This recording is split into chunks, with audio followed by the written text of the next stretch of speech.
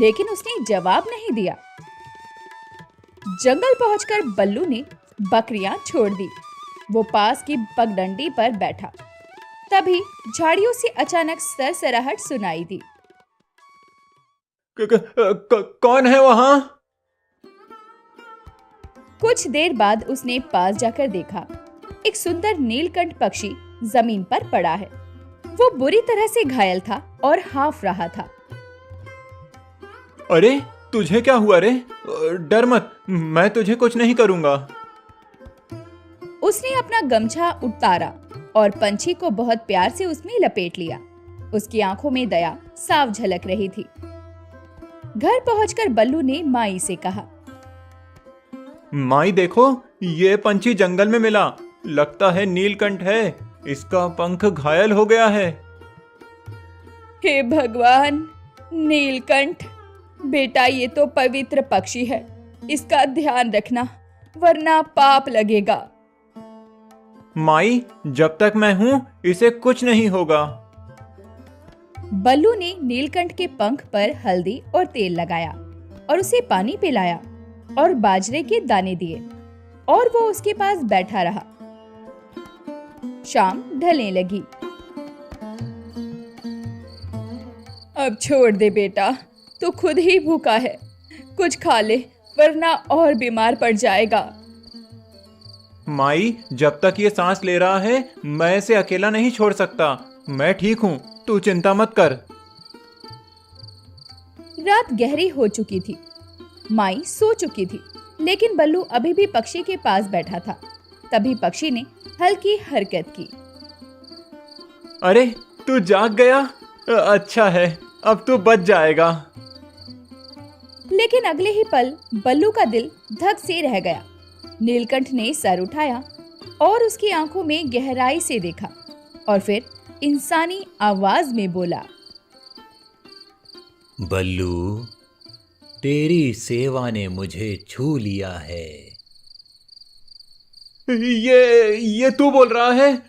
मैं सपना तो नहीं देख रहा? नहीं बल्लू, ये सपना नहीं है। तूने मुझे जीवन दिया, इसीलिए आज मैं तुझे एक वरदान देता हूं। ये ले, ये लाठी। नीलकंठ ने अपने पंखों से रोशनी फैलाई और बल्लू के पास पड़ी पुरानी बांस की लाठी चमक उठी। उसमें एक अनोखी ताकत भर गई। ये चमक क्यों रही है? अब ये साधारण लाठी नहीं रही। जब तू इसे नेक काम के लिए इस्तेमाल करेगा, ये तेरा साथी बनेगी।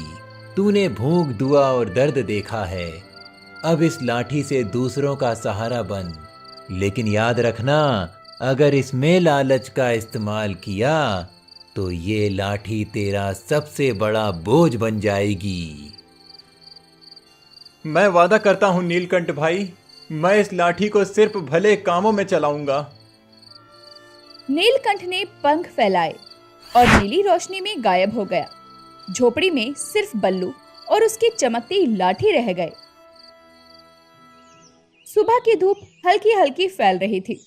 बल्लू अपने हाथ में चमकती लाठी लेकर खड़ा था। पूरी रात वो जागता रहा, सोचता रहा, क्या सचमुच ये लाठी अब जादुई है या मैं कोई सपना देख रहा हूं। उसके मन में डर और उत्साह दोनों थे। बल्लू बेटा, तू कब से लाठी को घूर रहा है? क्या हो गया तुझे? माई, ये वही लाठी है, लेकिन इसमें कुछ अजीब चमक रहा है। कल रात नीलकंठ भाई ने कहा था इसमें कुछ ताकत है। मैं तो समझ ही नहीं पा रहा। पगला मत रे, लाठी तो लाठी ही है। हाँ, तूने अगर नेकी की है तो भगवान तुझे आशीर्वाद देंगे, मगर ये चमक तमक पर ज्यादा भरोसा मत कर। नहीं माई, ये साधारण नहीं रही। आज मैं इसे परख कर देखूंगा। बल्लू अब बकरियों को लेकर जंगल की ओर चल पड़ा। हाथ में वही लाठी थी, दिल में डर भी था और उम्मीद भी। जंगल में बकरियां घास चर रही थी। तभी झाड़ियों में से गुर्राने की आवाज आई। बल्लू ने देखा एक बड़ा भेड़िया घात लगाए बैठा था। बाकी बकरियां घबरा गई और भागने लगी। अरे बाप रे बाप, ये तो सीधा हमला करेगा। बल्लू ने हिम्मत करके लाठी जमीन पर पटकी। जैसे ही लाठी गिरी, जमीन से एक तेज आवाज पैदा हुई। भेड़िया डरकर उल्टा भाग गया। बकरियां शांत होकर बल्लू के पास लौट आई। सच, ये लाठी सच में जादुई है। भेड़िया ऐसे ही भाग गया। हे भगवान। कुछ देर बाद बल्लू को भूख लगी। पेट में अजीब सी जलन होने लगी। माई तो भूखी है, मैं भी भूखा हूं। काश थोड़ी रोटी मिल जाती। उसने फिर लाठी जमीन पर टेकी और मन ही मन सोचा, थोड़ा खाना मिल जाए। तभी उसके सामने पत्तों से बनी एक थाली प्रकट हो गई, जिसमें बाजरे की रोटियां और थोड़ा दूध रखा था। अरे वाह, ये तो सच्ची रोटियां हैं और दूध भी। शाम को बल्लू वो रोटी और दूध लेकर घर पहुंचा। बल्लू, ये रोटियां कहां से आई? मैंने तो कुछ पकाया ही नहीं। माई, बस समझ ले कि भगवान ने भेज दी। धीरे धीरे गांव वालों को खबर लगी कि बल्लू के घर चमत्कार हो रहा है। सुबह कुछ गांव वाले बल्लू की झोपड़ी के बाहर खड़े होकर बल्लू को पुकारते हुए कहते हैं, बल्लू भाई, सुना है तेरे पास कोई ऐसी ताकत आ गई है कि भूखा पेट भर सकता है। मेरे बच्चे ने कल से कुछ नहीं खाया, तो गरीब है, हम भी गरीब हैं। तेरा भला हो, हमें थोड़ा दे दे। तभी बल्लू बाहर आकर कहता है, भैया बहन, जो मुझे मिला है वो सबके लिए है। गांव वाले खुशी से झूम उठे। बल्लू भाई, तू तो देवता निकला, भगवान तेरा भला करे। तूने हमारे बच्चों का पेट भर दिया बल्लू, अब हमें भूख से डर नहीं लगेगा। रात को झोपड़ी के अंदर बल्लू और माई बैठे थे। तभी माई ने धीरे से बल्लू को कहा, बल्लू बेटा, आज गांव वाले तुझे दुआएं दे रहे थे, पर याद रख, वरदान हमेशा नेकी के काम में ही काम आता है। ये चीज बहुत जिम्मेदारी की है। माई, मैं वादा करता हूँ, जब तक जिंदा हूँ इस लाठी से सिर्फ भूखों का पेट भरूंगा और मुसीबत से बचाऊंगा। बस बेटा, यही तेरी सबसे बड़ी अमीरी है।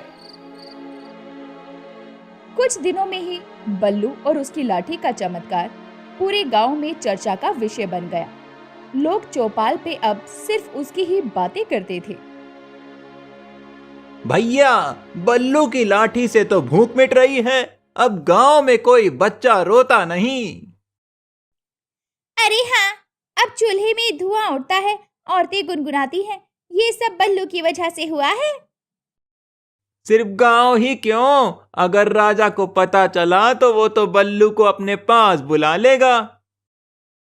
हाँ हाँ, अगर राजा खुश हो गया तो बेलवा गांव का नाम पूरे राज्य में रोशन होगा। मगर पास खड़ा साहूकार कालूराम ये सारी बातें सुनते ही चाल चलने का मन बना लेता है और उसने मन ही मन कहा, ये लाठी अगर मेरे हाथ लग जाए तो मैं पूरे जिले का मालिक बन जाऊंगा। इस गरीब के पास इसका कोई मतलब नहीं। अब रात को कालूराम बल्लू की झोपड़ी पर जा पहुंचा और बल्लू से मीठी आवाज में कहा, राम राम बल्लू भाई। अरे कालूराम भैया, इतनी रात गए, सब कुशल तो है? सब कुशल है रे, बस तुझे मिलने चला आया। देखो, पूरे गांव में तेरी जय जयकार हो रही है। सोच, अगर तू दरबार जाकर राजा को ये लाठी दिखाए तो कितना नाम होगा तेरा। राजा तो तुझे सोने चांदी से लाद देगा। मुझे सोने चांदी से क्या लेना कालूराम भैया, मेरा मकसद तो भूखों को खाना खिलाना है। अरे बावले, अगर तेरे पास सोना होगा, दौलत होगी, तो तू और भी ज्यादा लोगों का भला कर पाएगा। बड़ी ताकत के लिए बड़ा साधन चाहिए। ये बात तो सही है। कालू राम के शब्दों ने बल्लू के मन में एक छोटी सी चिंगारी जलाई। उसे लगा कि अगर राजा खुश हो गया तो गांव का भला होगा। अगली सुबह माई ने बल्लू से कहा, बेटा, तू दरबार जाने की सोच रहा है क्या? लेकिन एक बात याद रखना, वरदान का मतलब जिम्मेदारी है। तू इसे दिखावे के लिए मत ले जा। राजा का मन कब पलट जाए, कोई भरोसा नहीं है। माई, मैं सिर्फ गांव का भला चाहता हूं।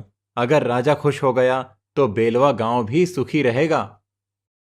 ठीक है बेटा, जा, पर याद रख, लाठी तेरी परीक्षा लेगी। लालच आया तो सब खत्म हो जाएगा। उसी दिन राजा के सिपाही गांव पहुंचे। उन्हें पहले ही खबर मिल चुकी थी कि बेलवा गांव में कोई गरीब चरवाहा चमत्कार कर रहा है। राजा ने खुद बल्लू को दरबार में बुलाया था। भव्य महल के भीतर राज सिंहासन पर राजा बैठे थे। दरबारियों की भीड़ लगी थी। बल्लू हाथ में लाठी लिए दरबार में पहुंचा।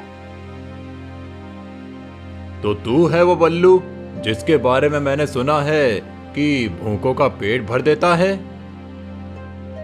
जी महाराज, ये सब नीलकंठ पंछी का आशीर्वाद है।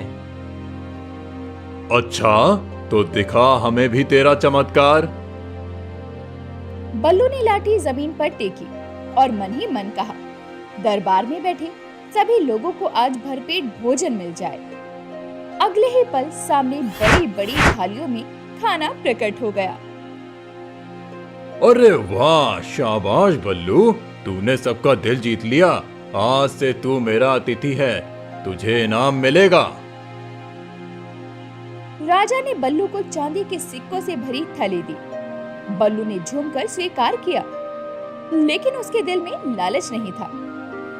लेकिन कालू राम, जो दरबार में ही मौजूद था, और उसने ही राजा को ये जादुई लाठी वाली खबर बताई थी, अब उसने राजा के कान में फुसफुसा कर कहा, महाराज, ये लाठी तो सोना भी निकाल सकती है। इसे कहिए आपके खजाने को दोगुना कर दे।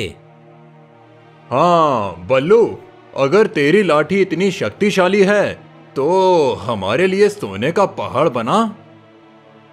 महाराज, ये लाठी भूख मिटाने के लिए है, धन बरसाने के लिए नहीं। तो तू हमारी आज्ञा टाल रहा है। महाराज, ये गरीब है, डर रहा है, इसे थोड़ा दबाव दीजिए, ये सब कर देगा। बल्लू के मन में उथल पुथल मच गई। माई की बात याद आई, लाठी तेरी परीक्षा लेगी। लेकिन उसने सोचा, अगर मैं सोना निकाल दूं तो राजा खुश होगा और गांव को फायदा मिलेगा। महाराज, मैं कोशिश करता हूँ। उसने लाठी जमीन पर पटकी और मन में ख्वाहिश की, सोना आ जाए। लेकिन जैसे ही उसने ऐसा किया, लाठी भारी हो गई और उसके हाथ से छूटकर गिर पड़ी। फर्श में दरार पड़ गई। अरे, ये क्या हो गया? जमीन फट गई, ये तो अनर्थ है। धोखेबाज, तूने हमें छलने की कोशिश की। अगर तेरी लाठी काम नहीं करती तो ये सब दिखावा था। नहीं महाराज, मैं झूठ नहीं बोल रहा। ये लाठी सिर्फ जरूरत के लिए है, लालच के लिए नहीं। लेकिन राजा का गुस्सा शांत नहीं हुआ। दरबारियों ने भी शक जताना शुरू कर दिया। कालू राम मन ही मन मुस्कुरा रहा था, क्योंकि उसकी चाल कामयाब हो रही थी। बल्लू, अगर तू सच में सच्चा है तो साबित कर, वरना तुझे कैद कर दूंगा। महाराज, मैंने जो किया है सिर्फ लोगों के भले के लिए किया। कृपया कर मुझे दोषी मत ठहराइए। बस, अब ये राजा के फंदे में फंस गया। दरबार में अफरा तफरी मच गई। बल्लू का चेहरा पीला पड़ गया। उसके हाथ में पड़ी लाठी अब साधारण सी लग रही थी और राजा की आंखों में शक और गुस्सा दोनों चमक रहे थे। बल्लू, तूने हमें मूर्ख बनाया है। पहले खाना दिखाया, फिर सोना मांगने पर यह सब ढकोसला। नहीं महाराज, मैं कसम खाकर कहता हूँ, मैंने किसी को छलने की कोशिश नहीं की। ये लाठी बस जरूरत पूरी करती है, लालच नहीं। पर महाराज, खाना तो आया था, क्या पता सोना भी आता। कहीं ये गरीब झूठ बोल रहा हो। महाराज, ये गरीब भोला बनकर हम सबको बेवकूफ बना रहा है। इसके पास जरूर कोई गुप्त मंत्र है। इसे कैद कीजिए, तभी असली राज खुलेगा। सिपाहियों, इसे पकड़ लो। 4 सिपाही तुरंत बल्लू की ओर बढ़े। बल्लू पीछे हटते हुए लाठी उठाने लगा, लेकिन लाठी अब भारी लग रही थी, मानो उसने बल्लू से दूरी बना ली हो। हे नीलकंठ भाई, ये क्या हो गया? तूने कहा था ये लाठी मेरी साथी बनेगी, अब ये साथ क्यों छोड़ रही है? बल्लू की आंखों में आंसू थे। उसने लाठी को कसकर पकड़ा और दिल से कहा, हे भगवान, मुझे झूठा मत साबित कर।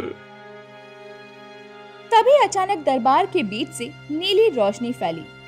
सबकी आंखें चौंधिया गई। वहां नीलकंठ पक्षी चमकती रोशनी में प्रकट हुआ।